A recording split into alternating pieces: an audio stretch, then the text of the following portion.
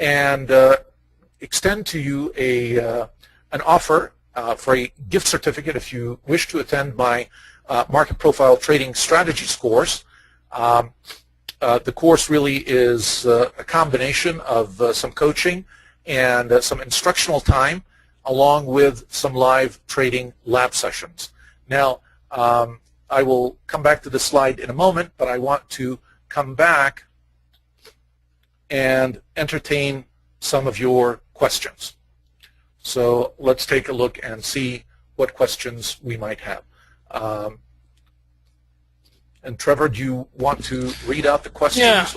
Yeah, if anyone has any questions, just type them in. There may be more than what we can address. We'll do our best. Get them in now. And what I'll do is I'll read the question back to Dr. Kepler, and then he can do his best to answer the question. So why don't wait just a minute while the questions come in, then I'll go ahead here. All right, well, here's some already. Okay.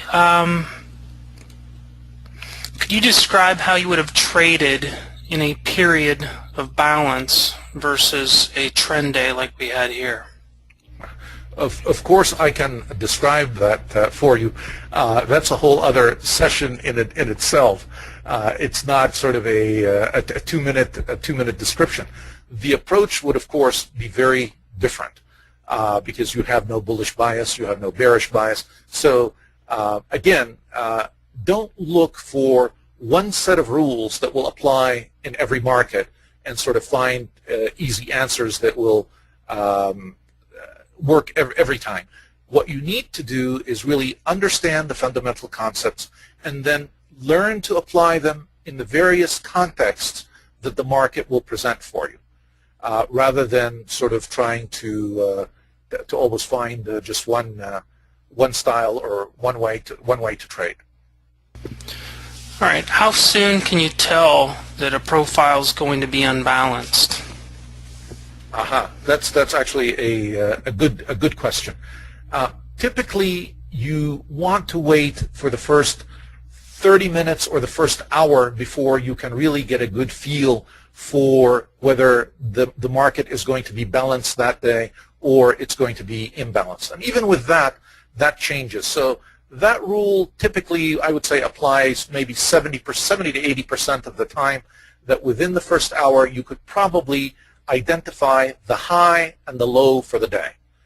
You will be able to identify the high and the low of the trading day during that first hour. It'll be put in on the profile for you. But again, that's not a steadfast rule, and sometimes things change, and we might get a day that will keep distributing for most of the day, and then all of a sudden, towards the end of the day, we'll get a double distribution, and the market will become imbalanced in one direction or the other. So again, stay away from rules of thumb or being stuck in this always has to happen this way. What you want to do is to always be analyzing the present. What is happening now, and how do I react to it as it's happening? And realize that at any point, what is happening now may change, and so you always have to be flexible with it. Don't always be sort of stuck with your plan and so committed to it that you lose the flexibility of being able to maneuver with the changes in the market as they occur. The beauty of the profile is allowing you to really see exactly what is happening in the market as it happens. When we looked at that picture of the candlesticks, let me go back a little bit and show you that slide. Okay, take a look at these candlesticks here. These candlesticks, even though they do give us some valuable information, they really don't give us the valuable information till the end of the day, till the candlestick is complete. And here's where the major difference is between looking at a candlestick for the day and looking at the profile. The profile is telling you what is happening precisely right now at any point inside that candle. And that is very powerful when you understand how to interpret it. All right, here's a good question. Very early on, one of the questions was, you said balance equals uncertainty. Can you relate that to fair price? And also, I know a lot of people think balance, they don't see balance as uncertainty. They maybe see it as certainty. So, okay, let me elaborate on that a little bit. It is a question of perspective.